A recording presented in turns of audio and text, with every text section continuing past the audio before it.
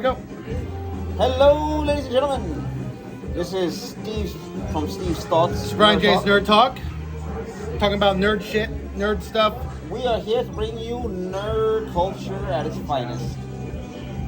With two people talking about nerd talk and nerd stuff. Alright, so what's the first time we're talking about? Street Fighter First thing we're 6? talking about is going to be Street Fighter 6. And if any of you are wondering, it's my list. I know. Kind of lost the paper on the way here. Street Fighter 6 will be our first topic. Now, Street Fighter 6 is said to be is dropping tomorrow, Thursday, June 1st. I believe correct. It's June 1st tomorrow, correct? It's June 1st or June 2nd, Friday or whatever, yeah. Is your phone real quick? I'll look it up. Just open the phone. Just open the phone. What day is it? Today is May 31st, so it should premiere in a day or two. So June 1st, June 2nd, one or the other. I think it's June 1st. I'm not sure. We're going to look it up right now just to be sure so that we're not giving you wrenching nonsense. That's incorrect. Street Fighter 6. I'm debating whether I should get it on my computer or my PlayStation at this point.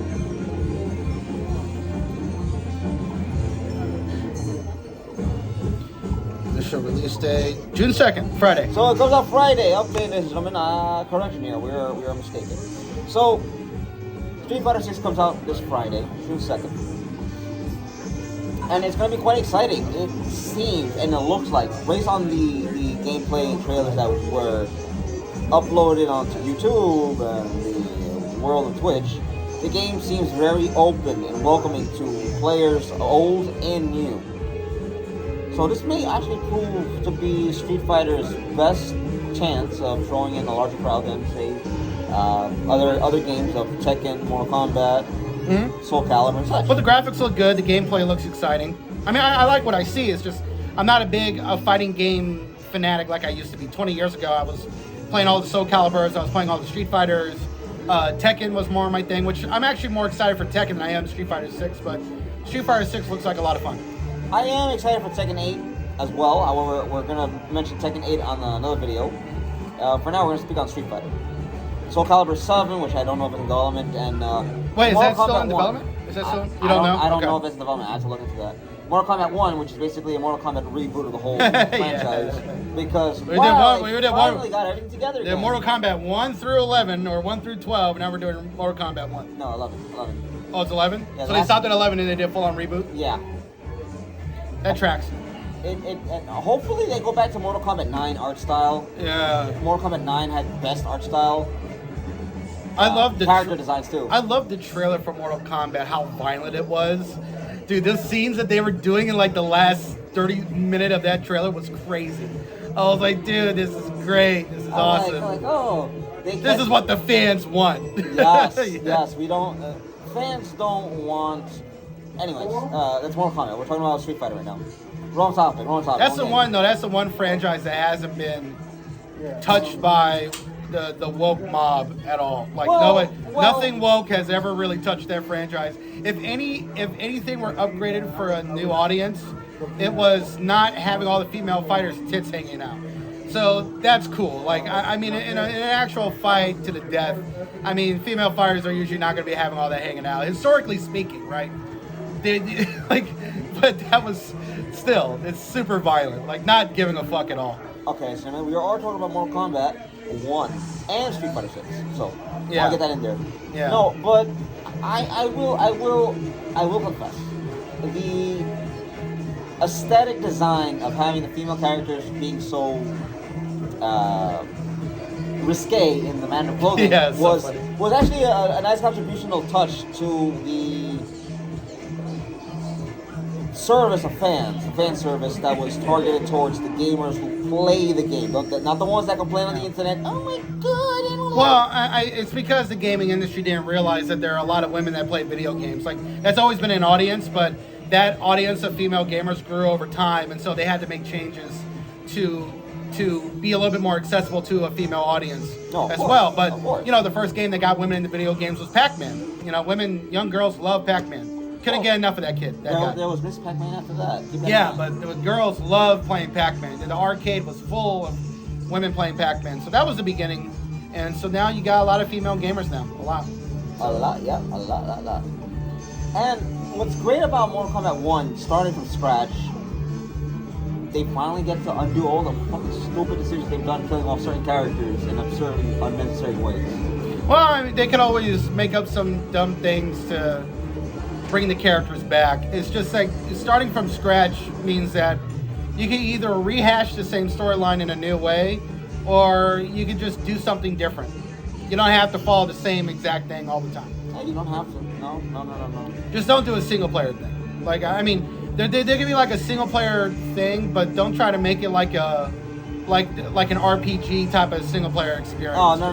Don't do that. Yeah, it never really works out. Shenmue did it well, but Shenmue was a special case, like that. Shenmue actually had a good story to go along with all the fighting and all the cutscenes and the buttons you have to press. It's not just that. Is that Shenmue did a lot really well ahead of its time, ahead of the time for a lot of game franchises. A lot of games today try to copy that. And they never tried to change the graphics too, which is so funny.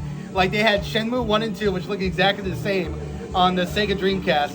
And then you go 20 years later, they finally come out with Shenmue 3, and the graphics are still the same. They never updated it, never changed nothing. Hey, they never tried to add anything new. It was so funny. Why fix something that's not broken? It was so amusing. Anyways. Even the voice acting was the same. The facial expressions were the same too. I think Sega's found something they can do, and it'll sell no matter what. Yeah. Shenmue 4. I look forward to it. Sega, make it happen. And with the way things are going with Xbox, with them not having a lot of games, and a lot of game studios are putting less effort into making games look really, really great on Xbox. It wouldn't surprise me if Xbox becomes like a game publisher instead of making a console, because their sales seem to be great, but they're not having enough games, and they're not getting the type of focus that they should be getting, because everybody's focus is mostly going to Sony, because PlayStation 5 is selling a lot more consoles, and so game studios are making the games look incredible on the PS5 because they have a better chance of selling on the PS5, selling really well and making a profit. But Microsoft kind of got a leg up recently because the PlayStation Showcase completely sucked. That showcase was awful. That PlayStation Showcase was terrible. Yeah, so I will admit, it was a waste of my time. I could have been playing something else. Sony tripping over its own collected dick is going to help Microsoft in the long run, because I think the Xbox Direct on June 11th is going to be great. I think it's going to be awesome. I think so long as Xbox shows first-party games, which they do, promises, they do. And I don't mean it'll be ready in like quarter 5 of What their showcase in February was great. The problem is that some of the games they released are either not successful because they're on Game Pass, or they came out broken like Redfall. Redfall was just a complete dud. I will intervene real here. I will interject. When it came to Redfall, Phil Spencer said in an interview, and I forgot it was Xbox Game Pass Daily. Xbox. It was a channel they interviewed him on, an Xbox channel. He said that when it came to Redfall, they didn't have the ability to really get in and help them work on it, because it was a game that was already in development when they already acquired it. Yeah, Phil Spencer in that interview where it was Xbox. I think it was Xbox Direct. It's like an Xbox channel with Paris. He's on that channel too, right? So that's like a place where you're treated with kid gloves, right? Usually, or that should be the case. To my surprise, they asked some hard questions, and Phil Spencer looked beat the fuck up. Like he just looked so depressed. He looked so down. He looks like what I do sometimes, which is doom scrolling YouTube comments, and he doesn't just read the top comments. This guy is reading all the new comments, and he is reading all the bad shit people are saying. Like, he is doom scrolling Twitter comments. Like, he looked fucking broken during that interview. Like, he looked like he had just been through the grind. The guy looked like he had taken a single round with Rocky and just came out like, I know, learned my lesson, man. I ain't going back. He looked like when Redfall launched in the bad state it was, that he got shit faced that night. Like he got super drunk and was like dealing with a hangover with that interview, right? Like he was still dealing with the after effects, of having.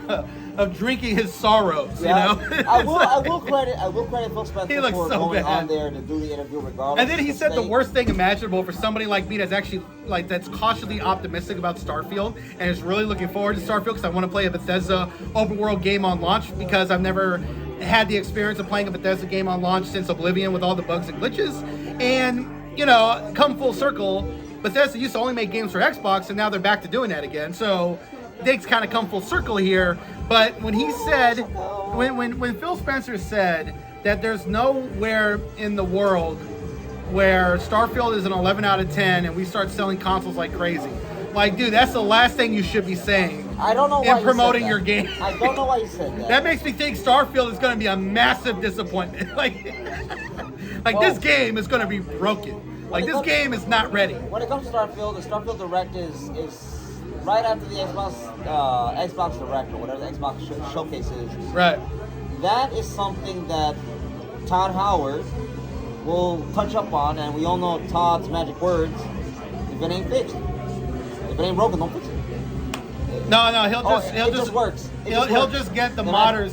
He'll just get the modders that he doesn't pay at all to fix the game, and then he'll add the mods into the game later to make the game better.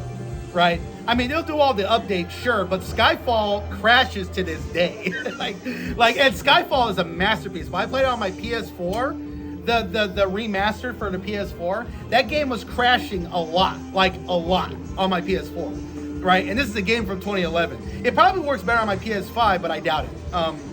It's just like, bro. Is that a VR game? No, the original 2011 one. That's remastered. Not the VR one. Okay. Not the VR one. It's the remastered one. I was playing it throughout the summer of 2021. I beat the game in 30 hours, and the game was crashing a lot. Even in the third act of the game, with the main story quest where I'm about to defeat the dragon and save the whole world of Skyfall from dragon, that whole area, from all the dragons invading, it crashed during that pivotal story moment. And I had to restart, get back into it, get back to that part, and then hope it doesn't crash again. So, and that was a 10-year anniversary. So basically, Cyberpunk Day One. It's crazy. And the game is incredible. The only thing with Cyberpunk is that you could stand right in front of what's his name? I forget his name. V's best friend, and the background is just like a tornado's passing by and taking everything around. You're like, what the fuck? And I'm worried for Skyrim Grandma, because Elder Scrolls 6 is going to come out after. I think it's going to come out after she dies, because she wants to live long enough to play Elder Scrolls 6, but she's 89 years old. It's like No, not to get religious here, but God willing she lives. It's not gonna. God willing I just don't see it unless they cryo back her, put her in a cryo chamber, and wake her up when the game comes out. Here's the problem: we don't really have technology for cryo chambers, and even if we do, we don't have the technology to wake people up. Right. Exactly. She'll be in there until after it's launched. Of course, the best thing they could do is maybe try to copy her consciousness into an AI, and see if the AI could play the game.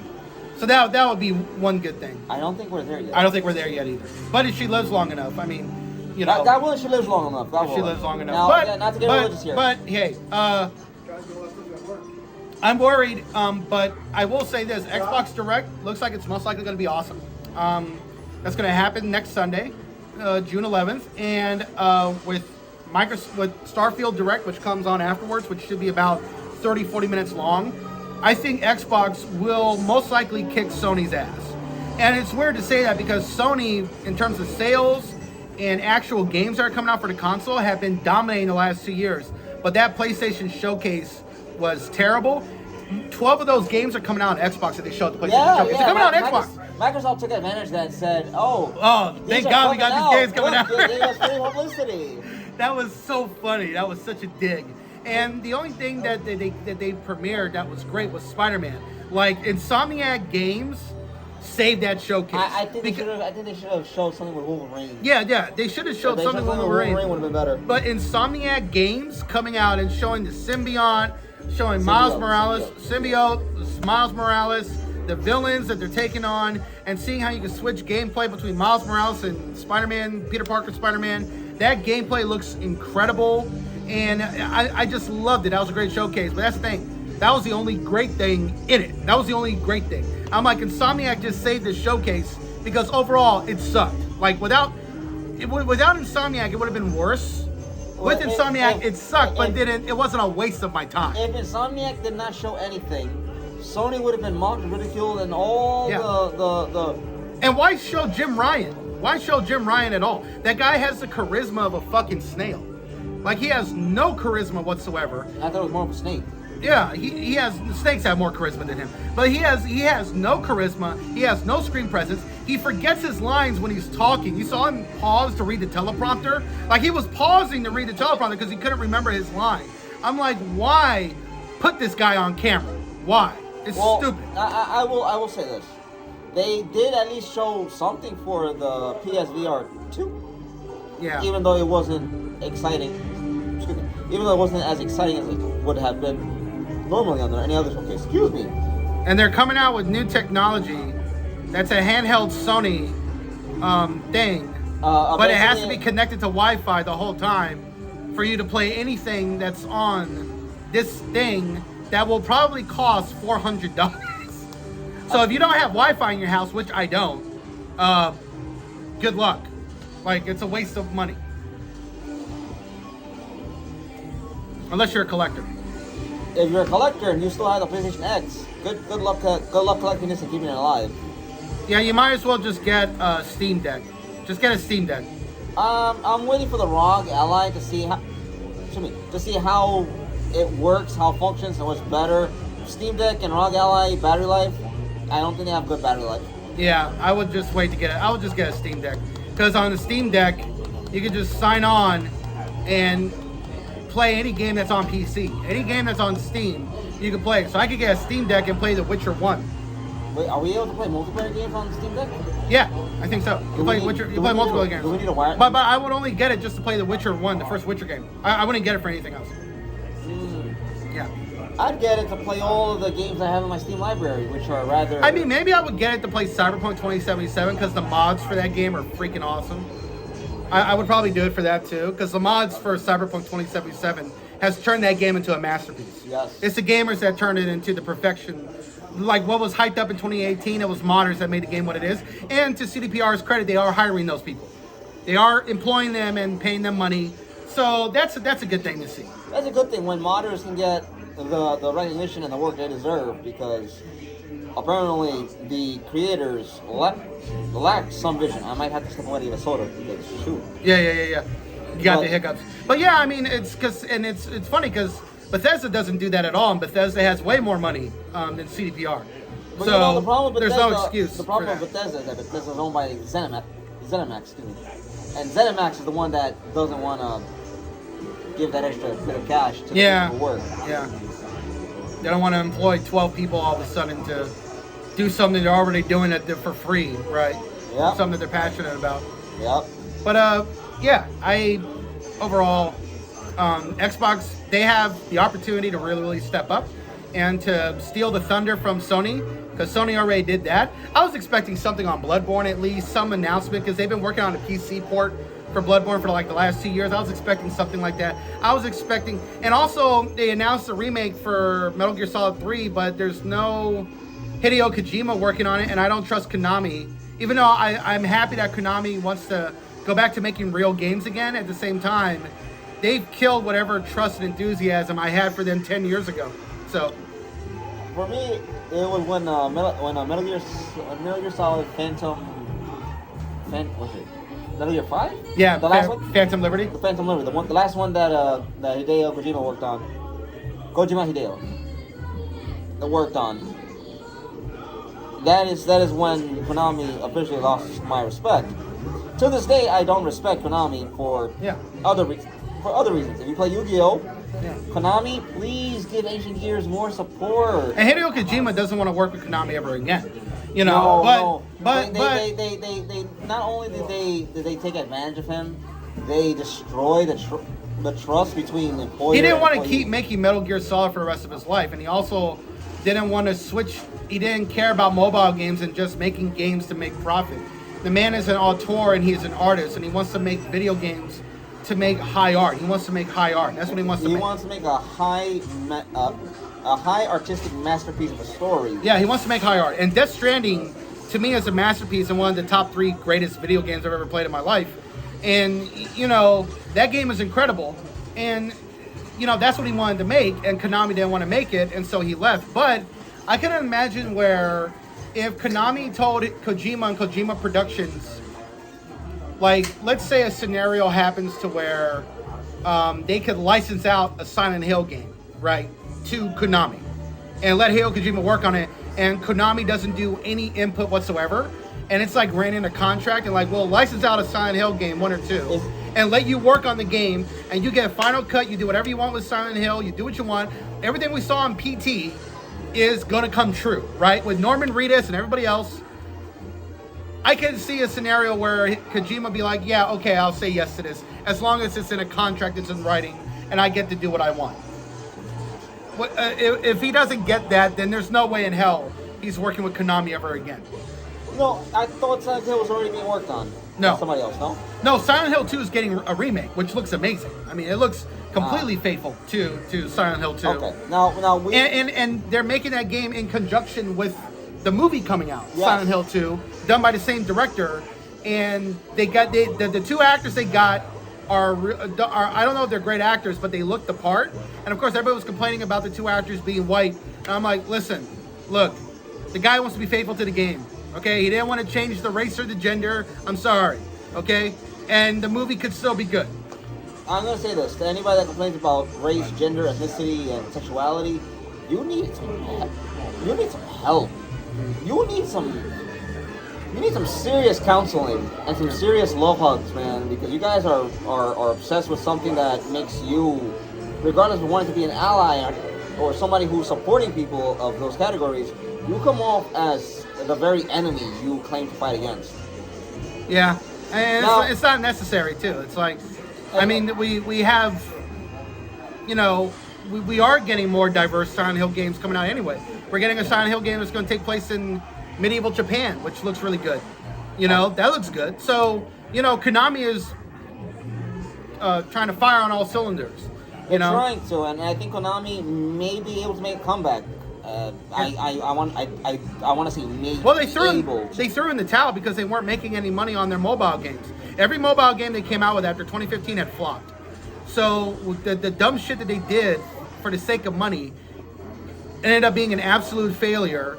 And so now they're back to making single-player video games and trying to build back that trust that they had destroyed in 2015. So I hope that they're genuine, and I hope they put in a real good effort. And yeah, Silent Hill 2 is going to scare the shit out of me. I'm only going to be able to play that game in the daytime. I'm not going to be able to play it at night because Silent Hill 2 disturbed the fuck out of me when I played it, man. I could not sleep for weeks. That game freaked me out, bro. Now, I want to bring this conversation back to Street Fighter 6 for 2 reasons. Yeah. We derailed from that originally and covered other topics that we did not have planned to speak about. But we're going to talk about Final Fantasy 16 afterwards. Yes. I'm pre-ordering the game in June. I'm pre-ordering that game. Getting ready. I'm going to be getting Street Fighter 6 maybe tomorrow. I have to go deposit money. Should I get my paycheck? That check for the extra work I did, or for the school, whatever. But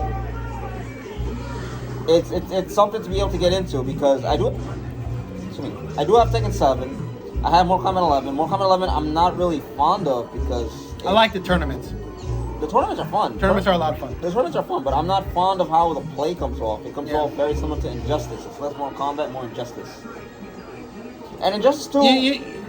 Injustice, you mean the DC game? Yes, Injustice. You're saying the combat is similar to Injustice? Injustice 2. You're saying the combat is similar? Similar. Okay. Not the break bar, they fall down, get up, because in a way, you know, when you get their health down completely, they fall down, you walk away, they get up, you get back into the fight. Oh, okay, yeah. So it takes a lot of admiration from Injustice, and Mortal Kombat basically is Injustice playstyle. I'm not fond of it. Also, the character designs just don't look right. Okay. For me, in all honesty, I guess they tried to make them look authentic to a certain degree, but it looks a little odd, kind of off. Some characters you like. Scorpion, you know, like you can't go no wrong with Scorpion. Right. Sub-Zero too. Okay. Yeah, and the graphics look good. Graphics look really good. fighting games are on the come up, and as long as which could happen, as long as these game studios don't get greedy and try to charge you an arm and a leg for everything you want to do in the game, things will work out. What they did with Street Fighter 4. Yeah, Putting you're doing your special. Putting characters behind a paywall that you used to just get at an arcade for like 25 cents. All the characters in an arcade. You can still go to an arcade and play those characters. You can go to Barcade, you can come to Action Burger, and you can play all those characters, and you don't have to pay in microtransactions on a new game to get those characters. Like, it's stupid. It's just the greediness of game studios in North America and abroad is just too much. It's too much. And if you're gonna do that, at least put something there to give like an incentive, right? Like, one thing I love about League of Legends Wild Rift, what Riot does, is that they put some of their most powerful characters behind paywalls. Some of the most powerful characters you already get, but they put some of the most powerful characters behind paywalls. But that's the thing. If you pay for that character, you get a powerful freaking character who can change an entire game, If you know how to play with them. Yeah. Unless you're somebody who's still learning, you're like, wait, that's this? Like, yeah. Yeah. And your team's telling you suck, get your lane, do your shit. Yeah, but Street Fighter 6, there's like no... I mean, it's like the characters... Some characters are stronger than others, but it's like, I mean, anybody can get good with a certain character. It doesn't matter how powerful the other character is. If you're great at a certain character, it really don't matter. No, it don't. What I like about the gameplay that they showed is that it's a fighting game. Yes, a fighting game. However, there's also a part of it that turns, when you're playing a story campaign, that turns into more like a beat 'em up style side scroller. And it looks fun. And from what it looks like the story is to teach you exactly how to play the game with meters, controls, combos, such on. Now, Street Fighter 6 has a lot of potential, so long as Capcom, and Capcom has excuse me, I better go get a soda. Capcom has been the phoenix that has gone through the ashes and has become reborn. In essence, I don't mean to sound like wow, no, it's metaphorical. However, Capcom is doing really well, and I hope Street Fighter 6 has a very wonderful launch, considering the fact that there's so much potential and promise to the game. Yeah, and it's a game that appeals to a certain crowd. So it's not like Street Fighter 6 is competing with a similar game, because we got two major releases in June. We got Street Fighter 6, we got Final Fantasy 16. Final Fantasy 16 appeals to a completely different crowd. Now, again, when it comes to... completely different demographic. That's a big demographic, but a very different demographic. So the demographics matter. When it comes to Final Fantasy games, the demographics tend to be larger. Well, yeah. Final Fantasy is very popular. No, it's hugely popular, but it's like, fighting... it's not that fans of fighting games don't play Final Fantasy. They play RPGs too, but they do. But a lot of fighting gaming nerds don't play RPGs, and vice versa. So that those two games are not necessarily competing with each other. See, Horizon Forbidden West is... Let's not use that. Well, this is a perfect example of two same games competing with each other, right? Where Horizon Forbidden West was very successful. It sold 10 million copies. That's great. And they're coming out with a third game down the road. But Elden Ring completely demolished Horizon Forbidden West. Why? Because it came out a week later. Both of those games are open world RPGs. And Elden Ring... There are some slight differences to them. Right, but there's slight differences. Horizon Forbidden West holds your hand and tells you where to go. Well, Horizon Forbidden West is an open world RPG, but there's a very singular way of playing it. You can do other things to equip your character, but you're playing as one character, and the story mostly goes a certain direction. Elden Ring, you have a million different ways of playing the game and going anywhere. And there's certain things you gotta do to progress, but that's super open world. But that's the thing. Both of those games were open world RPGs, and Elden Ring completely demolished the competition because it was just an RPG unlike anything we've ever played before. But that's two games of a similar genre that were competing, and one had to lose and one had to really win. And Elden Ring really won. Let me be right back. Right, and Horizon Forbidden West wasn't as successful as it could have been. It was successful, but not as big as it could have been. Horizon Forbidden West could have sold 15 million, 20 million copies. Instead, it sold 10 million copies in a year, which is great. But Elden Ring sold 20 million copies in less than a year. And Elden Ring is probably going to sell 30 million copies by next year. Don't know. So that is a huge success, but at the same time, Elden Ring is multi-platform, while Horizon Forbidden West was PS4, PS5, and then eventually PC. So Well, I eventually PC, and with the way things are going, I'm looking forward to, and I'm excited for the fighting game community when it comes to Street Fighter 6. You guys got a Street Fighter game again? yeah, You guys got one that's fresh off the wheels, fresh off the press, it's freshly hot. Yeah. Brand new, unique. and so are we talking about Final Fantasy 16 now? Well, I'm pre-ordering the game. I'm doing that this weekend. So regarding Final Fantasy 16, I have Final Fantasy 14. I did finish Final Fantasy 15 some time ago. I respect the creators for not trying to kowtow to a woke audience. No, I really do. I respect them for not trying to kowtow to a modern audience and actually just making the story and the world that they wanted to make it. And Square Enix has made Final Fantasy games that have a lot of diversity, you know. But with this one, they chose not to, and that's fine. I don't have a problem with it. As long as the game is great and has great gameplay, I don't care. I do not care. I want to say I'm happy that Square Enix did not cater to a minority of people who don't even buy the game, who Yeah. don't even play it. They might agree with the ideology, but they're not going to buy and play this shit. Yeah, that's the problem. And there are a lot of SJWs that are my friends who I love and care about. There's a lot of them that I do love, but they're not into the shit.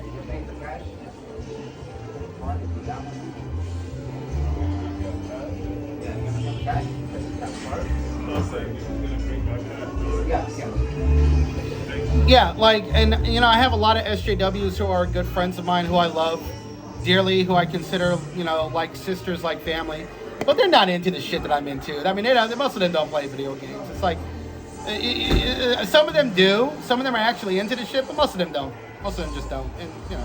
So I want to say that it's not about SJWs or gamers, Nazis, far right, this, that, whatever.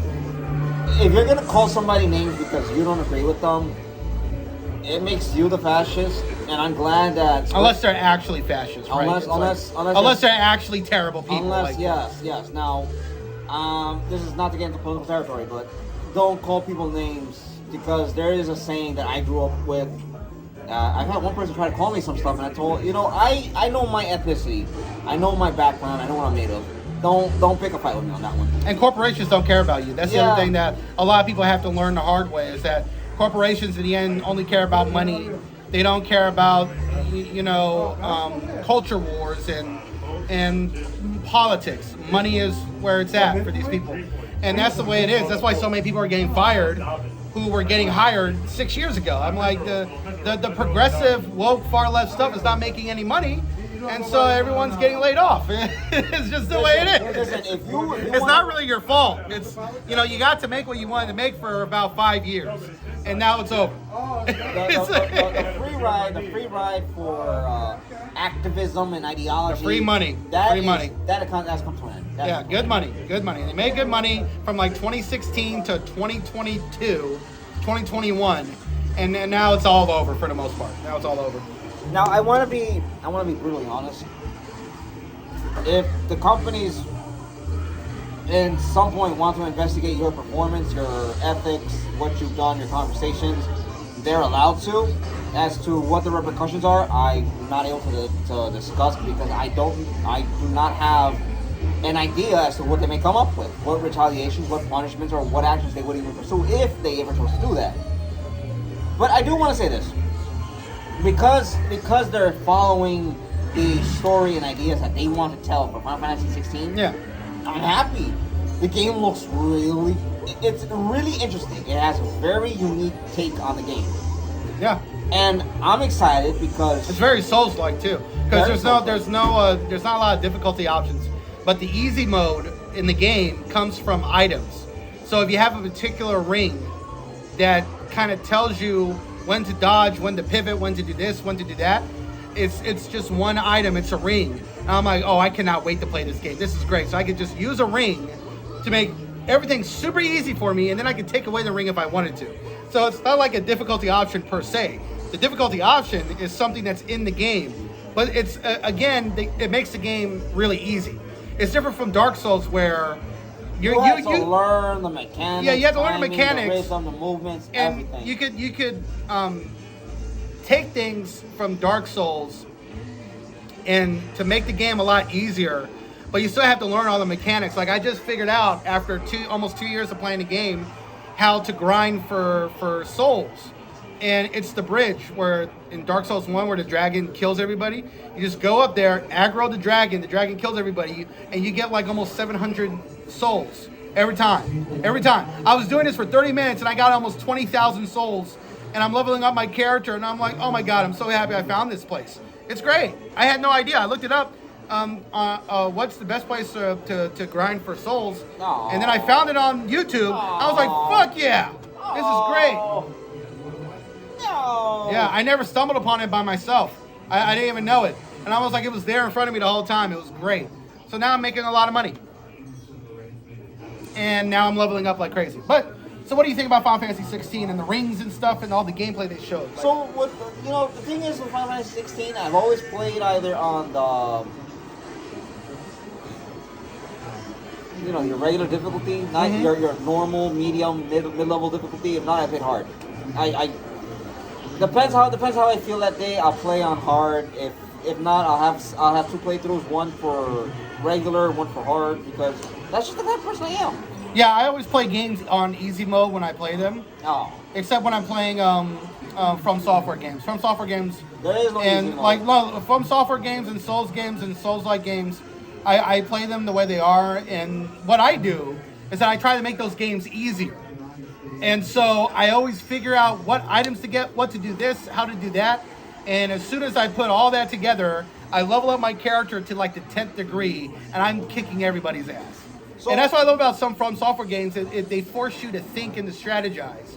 And that's what I do. I strategize on how to make the games as easy as possible.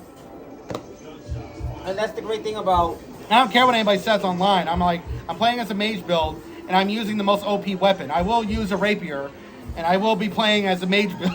It's like, Sekiro, you just had to get good. You had to learn the art of the cheese. And I cheese the Demon of Hatred every time. I don't give a fuck. Like, I'll just cheese. I'm not spending 9 hours on a fucking boss, bro. See, part of me was about to say I don't think he learned anything about the boss. He just looked it up online. What is boss move? Boss move is weakness. No, I Stick just a fire. No, a I torch. just cheese it by Touch getting. it with a torch. What I do with the Demon of Hatred, I just trap it, and then I climb up the tower, jump to the other building, stand there, and then he jumps to his death. That's how I do it. It's great. And it's harder to do that than to actually fight the boss sometimes, because you gotta figure out how to do that jump perfectly. That takes barrel hours. roll. Get to the edge. Barrel roll off the edge. Woo! Around the building. Hey. I could be wrong. I'm most likely wrong. Yeah. Now, that is not to say that Final Fantasy 16 will not be a promising game. I've seen some footage of what was released by Square Enix. Mm-hmm. I don't know anything about leaks or anything. I don't even go with what I find online that is released by Square Enix, because you have people who try to say this is official and it's not even a game or anything about the game. But the game looks though the game looks extremely promising. I am looking forward to pre-ordering it if I have that spare cash after I buy after I buy Street Fighter 6. And maybe whatever games that are on sale on Steam. Yeah. That are anime based and not censored, because Sony wants to censor everything for whatever nonsensical reason. Sony doesn't censor things they don't care about, right? I mean, if it's not in their purview, like they own Crunchyroll and Funimation, but they're not going to censor Japan and tell them to to not do what they're going to do. From what I heard, Japan is looking into its own subbing and dubbing companies, and I'm happy if they do. And I love Crunchyroll now. It's better now than it was 10 years ago. But Funimation app is also really great too. But Sony's not gonna, they're not gonna tell Japanese studios what to do, because they know Japan has to make anime for their audience, not, audiences in Japan love Western stuff, but they don't care about changes for Western audiences, right? Like it's, but they're into Western stories and Western literature, and They love a lot of our cartoons. They love a lot of our stories too. They love our foods. From what I've heard, when it came to some changes done to characters in stories that were just rewritten for whatever sake of money grabbing, the Japanese audience, Chinese audience, and everyone else is not happy with them over in the East. So keep in mind, if you want to go to the Middle East, you're not going to get the same reaction. They're not going to like it. That's going to go a little too close to politics, so we're going to move into that. Now, our next topic is going to be about the whole issue with Kotaku and Nintendo going to war at each other because Kotaku thinks that they're the saviors of all things good. When they make themselves look really, really stupid. It's like you are leaking stuff that Nintendo didn't want you to leak, and then you get blacklisted, and then you compare Nintendo to Nazi Germany and Nazis and Japan's old dictatorship from World War II, and it's like, bro, you broke their rules, you did something you weren't supposed to be doing, and so now you're blacklisted. It's funny. It's no accountability for themselves. They want to play the victim, yet they're to blame. Yeah, and you almost feel bad for these companies that shill for game studios, and then they screw up, and then they get backlash and get blacklisted, and then they decide to be a bunch of petty prima donnas. This happened with Collider, you know. Collider, John Campea, and who's the other guy, Christian Harloff, were shilling for Disney and Lucasfilm for years, and then they did not get the special treatment that they were expecting, and then when they're treated like, oh, just anybody else, you know, they get pissed off and make a bunch of angry hate videos about Disney and D23 and Lucasfilm or whatever. And it's like, bro, what do you expect? These are big time corporations. They don't give a fuck about you. So just because, and Christian Harloff made a joke of himself in 2019 where he says, I've been spending 5 years being the best Star Wars fan in the world, and I didn't get an invite to their Star Wars Galaxy theme park. I'm like, bro, you weren't working a real job. He's like, I was busting my ass for 5 years being a real Star Wars fan. I'm like, what are you talking about, man? Like, you weren't a lumberjack. You weren't a truck driver. You weren't a truck driver driving around America delivering trees. You know? This guy wasn't even cleaning the damn toilets. You weren't doing fucking labor, bro. You weren't fucking picking up 200 pounds worth of fish to ship off to someplace. Like, you weren't doing that, bro. You're not bending and standing and reaching and stacking and piling and you're not even fixing cars. You're not really working.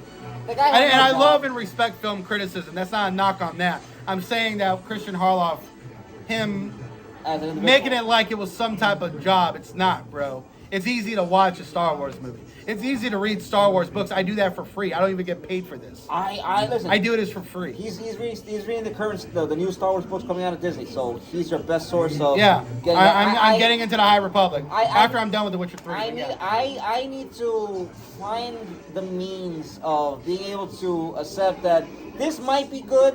If it's not good, I can always give it away. Some poor scrub will want some half-assed story that's not that great in the eyes of somebody, as a Star Wars fan, not the Star Wars fan, but as a Star Wars fan, who is very familiar and knowledgeable with the expanded universe, what Disney called the Legends, which they say is not canon, is now canon, and also needs to be proven canon in the Ahsoka series. Very confusing when you follow that along. I don't know. I mean, when it comes to Disney, anything they touch dies. Almost. Willow. I mean, Bob Iger's trying to. Willow. They touched Willow. Willow died. They've canceled a lot of shows right now because they're in debt, and so Bob Iger's trying to clean up Bob Chapek's mess right now. But you know, Disney was on a huge tear in the 2010s, and in the early 2020s, they were still the #1 studio in terms of the box office, but. You know, they got a lot of catching up to do. They got a lot of work ahead of theirs because there's no guarantee that they're going to have real box office hits this year. Outside of Guardians of the Galaxy 3 is a big success. That's doing really, really well. But the Marvels, not guaranteed to be a hit. Wish. Marvels is not. I don't think the Marvels is going to do good. Yeah, Wish looks good. Nobody likes Brie Larson. Right. Nobody likes Captain Marvel. Right. Wish looks good. There's no guarantee that's a success. And you've heard of Wish? No, yeah. See, that's No, the thing. no. That's the thing. Most people have not even heard of this movie, and people on Box Office Reports are acting like this is going to make $1 billion. I'm like, even if this movie is great, they're not even promoting the movie. So the fact they're not even promoting the movie heavily this far out, right? And I didn't even hear about this movie until yesterday, and I watched the trailer. It looks good, but they're not even promoting the movie that much. So I don't know, bro. I don't know. I'm gonna say is Disney is in a position that, albeit, I'll be honest. I'll be straightforward and blunt. Albeit that Disney's in this predicament, it's a well-deserved predicament. It is a well-deserved predicament on Disney's end because they're trying to be a company that is doing more than what they're supposed to. Entertain and provide entertainment. Entertain and build the entertainment. They're doing a little bit too much more after that. That's not their purview. That's not their specialty. Well, Disney can do whatever it wants, but at the same time, I want Disney to be successful. Like that's what I want. I want Disney to be successful. Stop doing lazy remakes and putting in diversity, pretending that that's going to make the remake better. Like Peter Pan and Wendy wasn't better because they decided to do diversity. And The Little Mermaid seems to be doing well, but that wasn't better because the main character was played by a black woman. It's the remakes are not suddenly better because I'm gonna say this because I was listening to some Disney insiders. No, that's incorrect. I don't have Disney insiders. I have family that is close to Disney and they know about something going on. I was listening to some individuals who follow Disney very, very carefully. And they have that information because they are able to gather and do the investigation and whatnot. Disney, from what I understand, doesn't have the sufficient money, long-term wise, to continue operations as one would do. They have, 3 to 6 months cash on hand for operations? And then Comcast, is it Comcast? Comcast doesn't want to... Well, the whole that Disney's gonna buy Hulu from Comcast for $9 billion may no longer be $9 billion, maybe a lot more than that. Yeah, I mean it's up to Bob Iger. Does he want to keep Hulu and buy out more of Comcast, or just keep it the way it is? Disney, I don't think. Well, Disney is hemorrhaging money, but Disney is also getting money. So that's the thing in Hollywood. The Disney parks are what's their bread and butter. Making the money. And their movies are doing better at the box office. But the thing is, they're billions. GOG 3 is doing right, well. But also Avatar as well. Avatar 2 was 2 their biggest success ever, outside of more successful than Spider-Man: No Way Home, and they get to keep the majority of that money, unlike with Spider-Man: No Way Home. So Disney is making profit, but they're also losing money. What's going to happen in the next 2 years? Disney Plus is losing money. Is losing money. That's the big money loss. If they're making money in theaters, trying. They did it with Avatar and Guardians of the Galaxy 3.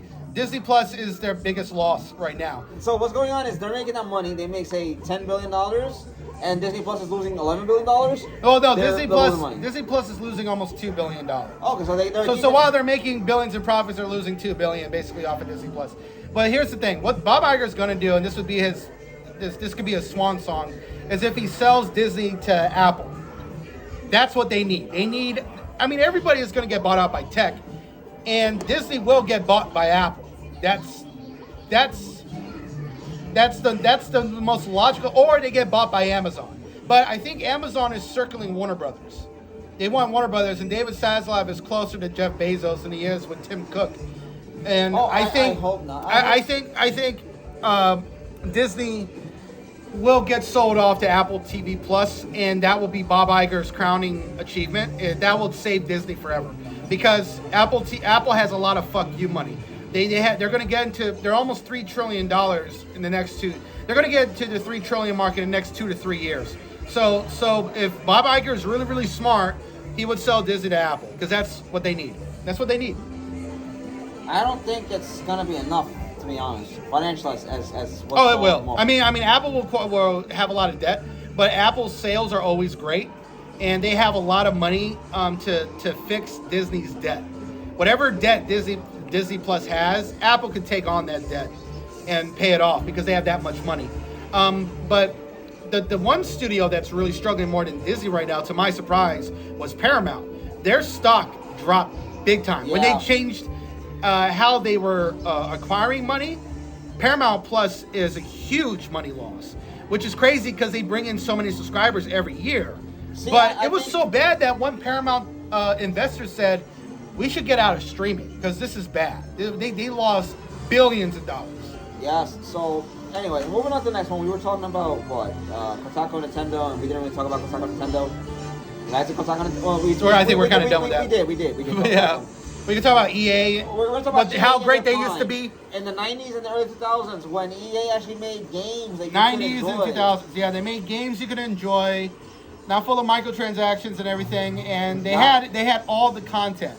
They had so much content back then that made it look so real, made it feel real. Like I remember in old Madden games 20 years ago, where if you were pitching a shutout in a game and you got like 50, 55 points or 60 points, and the other team got like 6 points, and you get to the fourth quarter, that whole arena is completely empty except for the fans that are supporting your team, right? That's it.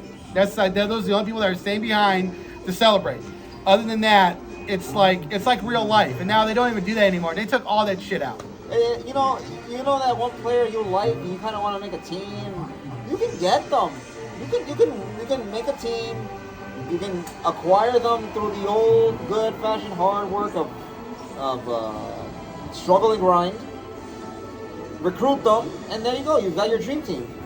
Yeah. Those games used to be like that. You didn't have FIFA Ultimate Team and Madden Ultimate Team. So what and what? That's funny. It's the same thing with wrestling games back then, but those were not EA builds or EA made. EA in their prime was an example of when games were really, really standing out. Like you said, when you were playing games, say like in baseball, you're shutting a team out, or in football, you see the crowd kind of thin out. It's like, weren't there more people here?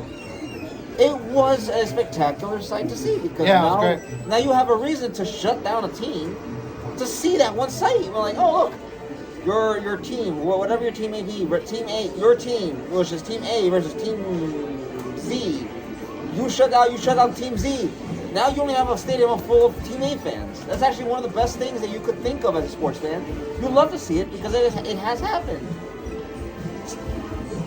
Such an example you could use that's more modern that has happened most recently was the what game was that? Not a baseball game. I think it was a FIFA? It was a FIFA game, I believe. No, but FIFA. I don't think FIFA was made by EA. No, FIFA is made by EA. Oh, FIFA is EA. Oh, FIFA. That's their crown jewel. Yes. That's their crown jewel. Now I'm trying to remember which game. I mean, it was. FIFA brings in $1 billion. It brings in like $2 billion a month. About almost $2 billion a month to EA. Oh, because you have some die-hard fans that really Lots of soccer fans that spend way too much money on that game. You would think that instead of spending that amount of money on the game, they would buy the tickets and go fly. I remember when EA used to put on awesome trailers for FIFA games with the most bomb-ass fucking music ever. It was like awesome techno music they used to put on for FIFA trailers back in the 2000s, like 2003, 2004. Some of the best fucking music I love. I want to say, and it's like they don't even put in that much effort because they don't even need to anymore. It's like people are gonna buy the game and then spend $100 a person. Like the average person is gonna spend $100 on whatever they want to spend on in the game. It's crazy. It's crazy. I will be honest with you. I remember when the EA logo was EA Sports. It's in the game. Yeah, that's gone now. Yeah, now you have electronic. You have EA. Yeah. We have like EA, Electronic Arts. And the worst thing that ever happened to BioWare was being bought by EA. See, ironically, if BioWare had stuck with Microsoft, they would be better off. But the problem is, it doesn't matter what EA does, or what Microsoft or what other studio does. The problems with BioWare are strictly BioWare, because they pride themselves on crunching their workers to do BioWare magic, which is complete bullshit. It's like you're working on a game, you have no idea what nothing is working until exactly a month before the game comes out, or 3 months before the game comes out, and then everything starts working out. It's like, it's complete horseshit. That is BioWare magic. You just got lucky multiple times until you stop getting lucky. Because you know what killed BioWare was the production of Dragon Age Inquisition, which is a great game that isn't as beloved as it used to be because the following open world RPGs that came out the following year killed any love and enthusiasm that game had, and people still love it, but not like they used to because The Witcher 3 came out and did everything better. Everything. Infinitely better, from storytelling to world building to character development, world exploration. It did everything better with a smaller studio and a smaller team, right? With less money than EA. And they pulled it off. And CDPR does a lot of crunch. And to this day, they'll tell you, they don't know how The Witcher 3 came out and became such a great beloved game because the work environment for that game was a disaster too. But Dragon Age Inquisition, for exactly 12 months was the worst work environment ever. And it killed their developers, it ruined their studio, and it led to the disaster of Mass Effect Andromeda and what's the other one? What's the first person? Anthem. Yeah, Anthem became a disaster too, because everybody was so burnt the fuck out for Dragon Age Inquisition, and EA was making all these stupid ass decisions at the last minute that changed everything. Who is their CEO again? I forgot his name, but what messed up Anthem's production? Andrew Wilson. Yeah, what messed up Anthem's production was them randomly saying, let's have let's let the guy fly. Let's put flying in the game. And video games are not like movies where you can just randomly change stuff post-production or add stuff with CGI or something or do a reshoot or whatever. Like in video games, if you go from having your character walking to flying, you have to change everything with how the game is designed from the ground up. And that really fucked their production because some CEO who got the final say said, we want the character to fly. We want the guy to fly. From what I've heard, and Jason Schreier reported it, Dragon Age 4 is just Anthem with dragons. Oh yeah, Dragon Age 4, I'm not expecting that game to be great. That game is going to be a disaster. That game's going to be Dragon Age. I can't wait to play it too, just for that reason. I'm like, dude, I want to bear history. You know, I love BioWare, but if that gets BioWare shut down, I'm for it. I'm for it. Hey. It'll be the last. It was a great run. It'll be the last BioWare game we can play. Yeah, it was a great run from 2003 to 2012. They had a great 2014. They had a great run. They really did. Mass Effect 3 got better with updates because they added in more endings. The problem is that game only had mostly one ending. Well, and it ended disappointingly. You didn't have multiple options. But then they fixed that after patch, update, whatever else. But other than that, they had a great run from 2003 to 2014. You know, I'll be honest. I think Mass Effect should have stood with that ending, or they could have remade the ending itself. Because I could see that BioWare wanted to leave it off at the ending of Mass Effect 3. Excuse me. They didn't want to go to Mass Effect 4 because they already told the story of the Reapers, and there was like, what else is there to tell? Then Mass Effect Andromeda was supposed to be the next Mass Effect storyline game, and the game is good. The game has a solid foundation, solid gameplay. It's just the graphics and the bugs killed it. The graphics, the facial expressions, what they were going for in terms of graphic fidelity and how to put the game together, it just didn't work out. You know, it didn't have a bad story. It was just, the story is good. The game, the gunplay, the combat, everything is phenomenal. Exploration is wonderful. If EA had left the team that they took off to go work on Anthem, if they had left them to fix it, to flatten out whatever kinks and iron it out, the game would be just as great as Mass Effect 1. Yeah, and you know, EA has, by the whole situation at BioWare is so chaotic that Casey Hudson can't even stay at the studio because it's worse than where he was 12 years ago. You know, like he leaves, he comes back, and then he leaves again. And I don't think he's coming back. But Dragon Age 4, if that game turns out to be good, that could be bad for BioWare's future because if that production for that game is terrible. They've had multiple directors leave, multiple game directors leave. They have a lot of writers. They have so much turnover with that game. That's how shitty the production actually is. So if that game comes out next year and it's actually a great game, nothing is going to change. It's just going to get worse and worse, and then the next Mass Effect game is going to suck. gonna be trash. And then whatever Dragon Age game after that, or whatever other Bioware game after that. Yeah. Jade Empire. I would love if they no, I don't want them to remake it. I'd rather play the old one. I would love to have. I'm happy Ubisoft is doing this. I wanted an open world or open galaxy, I guess, Star Wars game that has a multiplayer component. Because I wish that Star Wars Old Republic wasn't just on PC. I wish it came for consoles as well.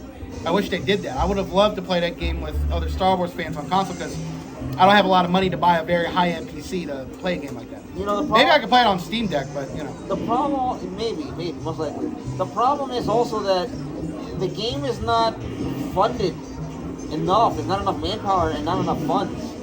And EA is just leaving it on a skeleton crew. It's kind of not right. Yeah. The game's gotten a lot better. I've gone back to it. It's gotten a lot better. I'm playing my Imperial Agent. I want to get him to level 50, get his story done, and then from there work on maybe my Trooper or my Smuggler, or maybe my Jedi Consular or Jedi Knight, Sith Warrior or Sith Inquisitor, whichever one. Yeah. The thing though is EA. It's Andrew Wilson. He needs to allocate more resources to BioWare Austin to work on Star Wars: The Old Republic so they can get more expansions, more story, more content, rather than going with the cartel market and putting all those cosmetics for sale and people buying that. And then that money goes where? To EA, to other places, not to Star Wars: The Old Republic. Should go to Star Wars: The Old Republic though. Yeah. Anyways, now we're moving on to our next topic. The fighting game community. I think we already covered that up with Street Fighter 6. No, we talked about Street Fighter 6. We haven't talked about the fighting game community. Okay, so I don't know what your thoughts are on all that. So it might be a short topic, but the fighting game community, there's a lot for them to look forward to. You have Street Fighter 6, Tekken 8, Mortal Kombat 1, Dragon Ball Z Budokai Tenkaichi. That's coming out. So it looks like a very promising stacked list and future for the fighting game community. Consider the fact that there are so many fighting games coming out that are going to be very, very beloved, very, very desired by the community itself. My question though is, which of these 4 games would rank 1 to 4? 1 being the highest, 4 being the lowest. Or if you want to do the 4 highest, the 1 lowest, I guess I'm not sure. You can put in your comments down below what you think would be better, 4 to 1, 4 being highest, 1 being lowest, 1 being highest, 4 being lowest. Now, my curiosity comes down also to whether the fighting game community as a whole is interested in a Mortal Kombat reboot, the new take on Street Fighter, the continuation of Tekken, and the revival of Dragon Ball Z Budokai Tenkaichi. Yeah. I mean, I'm just looking forward to like all the rage at the fighting game community and all the trash talking, all the shit talking, and all of the rage and everything. It's gonna be so much fun. Do not let any... Oh, it's gonna be great. I just want Crowcat to make a really, really great video. I would love for Crowcat to make a video on it. It would be so funny. It would be so hilarious. Oh, it would be a lot. It'd be a lot of nice things. Now, my only dilemma would be whether or not the fighting game community is going to rally around the games, and if so, which game more specifically? Yeah. I know Street Fighter is very popular. So is Tekken. So is Mortal Kombat. All of the games are popular. All the games are beloved, and there's something.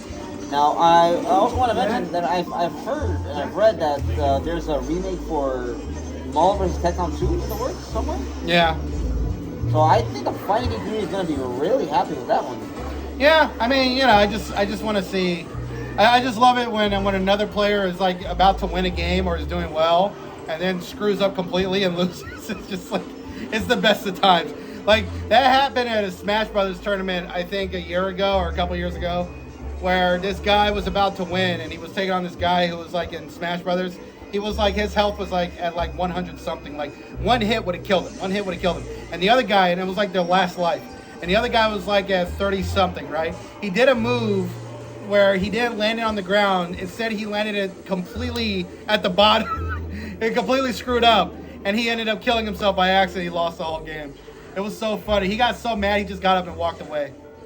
It was so great. You know, It was so funny. What I like about the fighting community is that the fighting game community is that there are instances in which such things happen. For players, it's like, yeah, I won, you lost, but it's like, man, you had it. What happened? Lost all that money. It was so funny that the whole thing was hysterical. You know, it's funny because the fighting game community really knows how to rally around such causes. Cause for money, the cause for joy. Now, we're done with that topic. We're going to move on to the next topic, which is going to be his topic. It's going to be about the book for Witcher 3.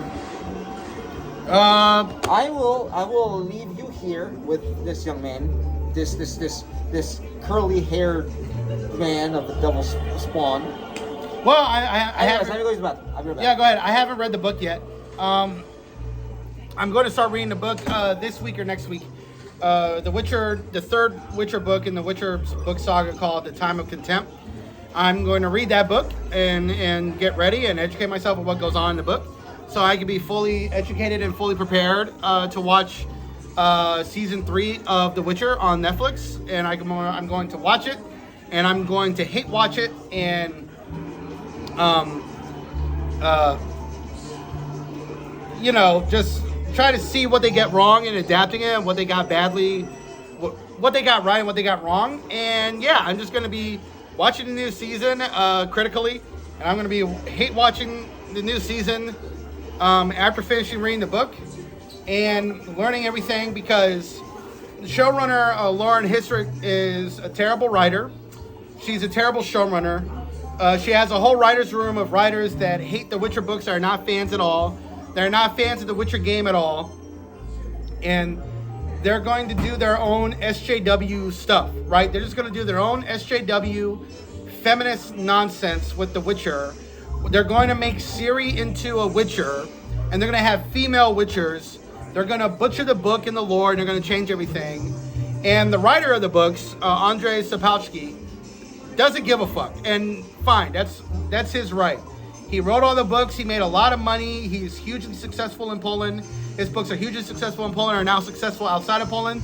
The writer, Andrzej Sapkowski, does not give a fuck. He doesn't care. He doesn't care that the show's faithful to his books or not, or if they're terrible. He just doesn't care. He's like, and when he's interviewed about it, he's like, yeah, I've seen shows that are better. I've seen shows that are worse.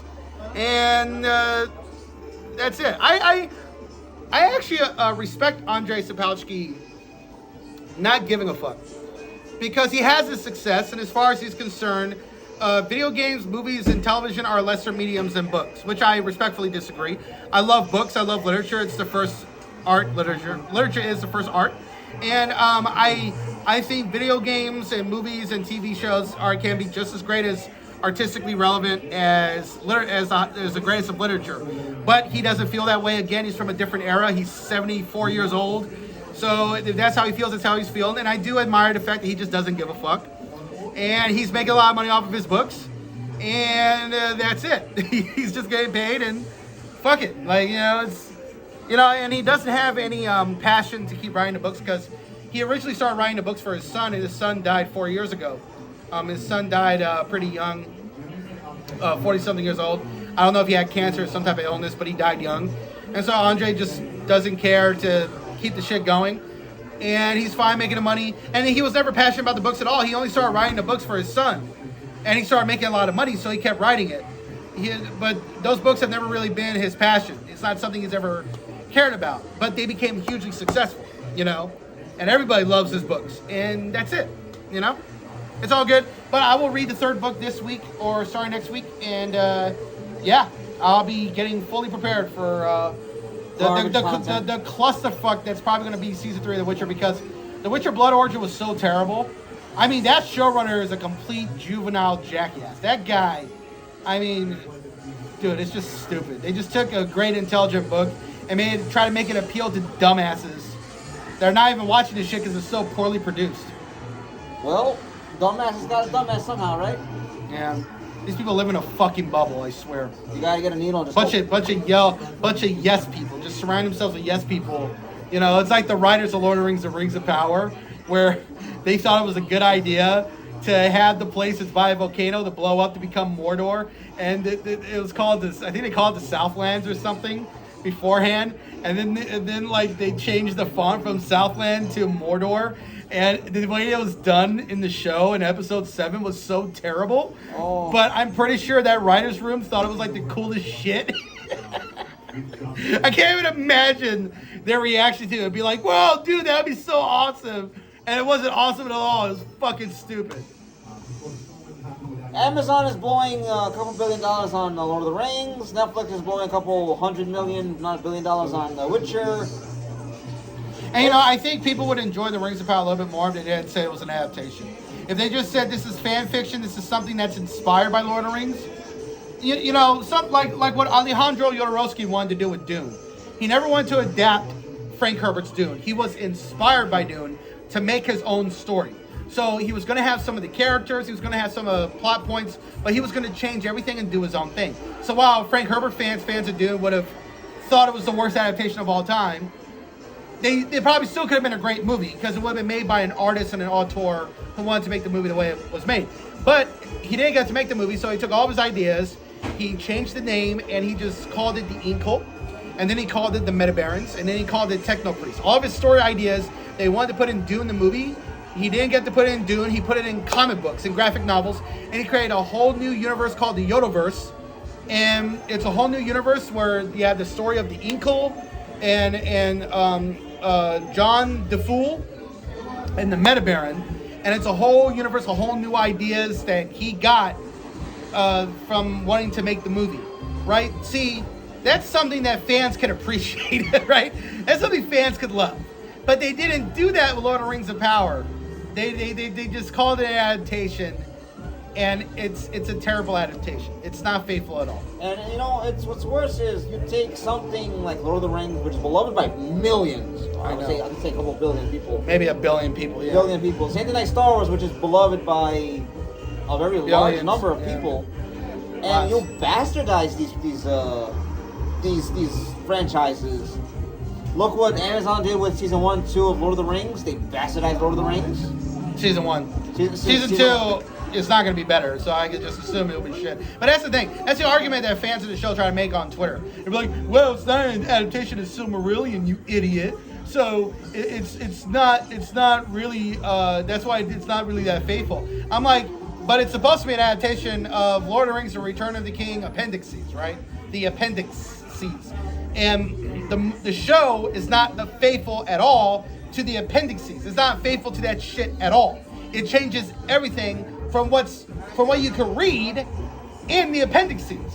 So that's what it's adapting from, and it's not even faithful to that. Like, you had an argument with the Silmarillion, fine, but you don't have an argument at all since they completely said they're adapting it from the appendices in the books. And they're not even doing that. And then they think Lord of the Rings fans are fucking stupid, right? Where they said that the Harfoots, the hobbits, in Lord of the Rings, Rings of Power, they try to say at Comic-Con they're not hobbits, they're Harfoots. They're the ancestors to the hobbits. And then when you read Lord of the Rings, The Fellowship of the Ring, with like the first 3 chapters, it says the Harfoots are another kind of hobbits. They are hobbits. They're not like a different species of hobbits that evolved into hobbits. They are hobbits. Listen. So these people think we're fucking stupid. It's like, listen. The worst thing you can have is a writer or someone in the creative room who is obviously a high school dropout and rather illiterate because they don't seem to understand what there were the script doctors at Bad Robot, which is already a bad fucking sign. This is why AI will end up replacing a lot of writers. Right, why not? Because you don't have to deal with such stupidity that doesn't properly correlate with anything on the story that's already established. Yeah. And now they are trying to contradict established lore. You can't do that. It's already established. It's before you. You mean to tell me that the floor is not floored because it has tar on it? Yeah. Or brick? And then you got great writers like the writer of Succession, which had a phenomenal series finale. Great episode. Every episode is great for the most part. I mean, that's an incredible show. You know, keep them around, right? I mean, really. Listen, I'm gonna say this right now, once clearly for all studios to understand. If you hire your writers again, make sure that they are able to follow the fucking lore.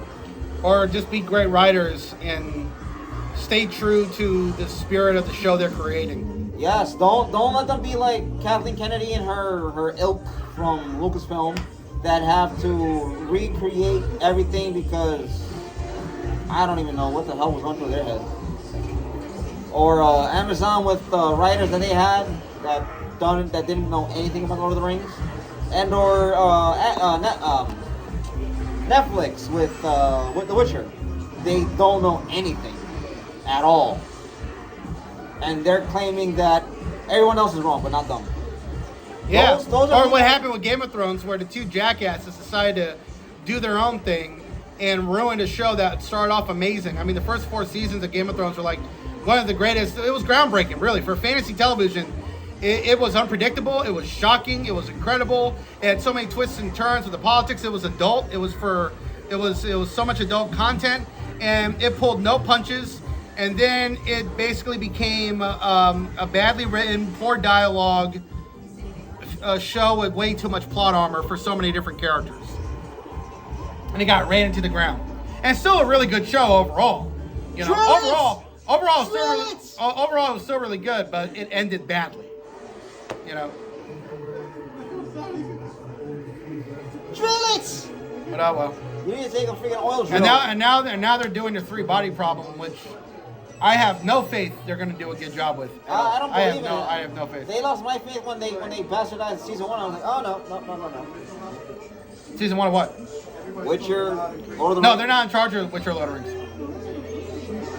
David Benioff and Dan Weiss, they did Lord of Game of Thrones, which they fucked up in the end. But they're doing the 3-body problem, and I have no hope that adaptation is going to be good. So, listen. no hope whatsoever. They're a hit and a miss, but they're truly a miss. Yeah.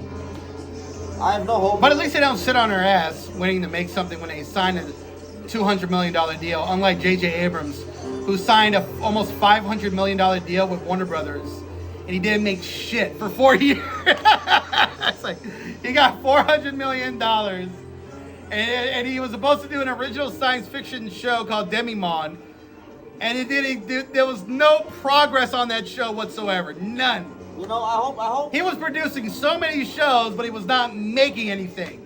It was so funny. I was like, what kind of shit is this? I hope Warner Brothers reclaims their money. They didn't do shit. No, they did.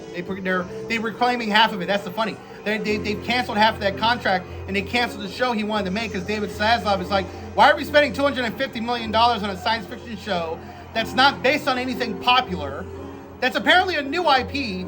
Meanwhile, we got House of the Dragon that costs $150 million, and that's based on a show that has hundreds of millions of viewers and millions of fucking readers.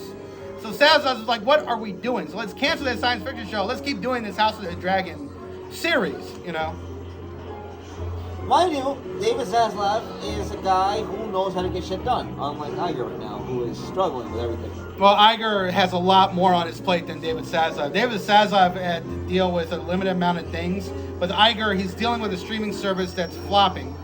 He had to cancel like 10, 20 different shows and take off like 20 different shows and movies off the service, as well as trying to delay MCU projects because that shit got way oversaturated. He had to delay all that stuff. He's got to focus on Lucasfilm actually making a Star Wars movie instead of just announcing the shit. So he's dealing with a lot more franchises, a lot more shit on his plate. I'm hoping that the writer's strike lasts. The only thing that's a guarantee. So that next year, when the writer's strike finally comes to an end in like 2024, towards the end, or 2025, that Kathleen Kennedy gets. Well, the writer's strike should be over by August or October of this year. But Bob Iger knows that the only safe bet they have is James Cameron and Avatar. So if he sold Disney to Apple, Tim Cook, especially based on James Cameron's contract and his estate, no, they can't really fuck with what James Cameron wants to do. And Disney wants to make an Avatar series, but they have to get his permission. And he said the technology is not ready until 10 years from now. So, I mean, they're kind of stuck. Oddly enough, that's the same thing. That's the same exact words George Lucas said about his sequel trilogy, a sequel trilogy. No, he said that about a sequel trilogy in the 80s. He was waiting for the technology to catch up. Oh, okay. Yeah, but James Cameron said for an Avatar series, the technology, the motion capture is not there for a series until 10 years from now, until 8 years from now. So, but Disney can't do anything, can't take Avatar away from James Cameron and do what they want because of James Cameron's contract that he put in with his lawyers after 2009 with Fox Studios. And that contract is as long as he's alive, as long as his kids are alive, as long as his wife is still alive, that estate can that's it's like the Tolkien estate, but he's alive. He's not dead like Tolkien and his son. James Cameron is alive. You know what's funny is that Tolkien's gonna end up rewriting or recreating that contract so that his kids and the kids' descendants get ownership of that. Well, that's the problem. Christopher Tolkien sold the TV rights to Amazon for $250 million. And now you got another kid, the grandchild, who's in charge, who doesn't give a shit about his grandfather's legacy or his father's legacy. So he's just going to milk this shit for all it's worth. And now he's going to allow Warner Brothers to do a Lord of the Rings cinematic universe of movies. And nobody wants that shit. I mean, nobody fucking cares. No one cares. I don't want that shit. It would be interesting. It would be interesting. There's not going to be any passion put into it. Like Peter Jackson, what he did with the original trilogy, he's a huge Tolkien nerd and put all of his passion into those movies. Yes. But it'll be interesting because we get to mock, ridicule, and laugh at their failures. It's going to be so stupid. Although the Rohan animated movie looks good. I'm looking forward to that. That looks promising. Yes, it does. Yes, it does. Anyways, I know there was another topic we wanted to discuss. I forgot it. And I had already given the pen back, so I couldn't write it down. But we'll have to discuss that another time. Maybe next week? Yeah, next week. All right, ladies and gentlemen. So again, I am Steve from Steve's Thoughts and Nerd Talk. Brian. This is Brian from Brian J's Nerd Talk.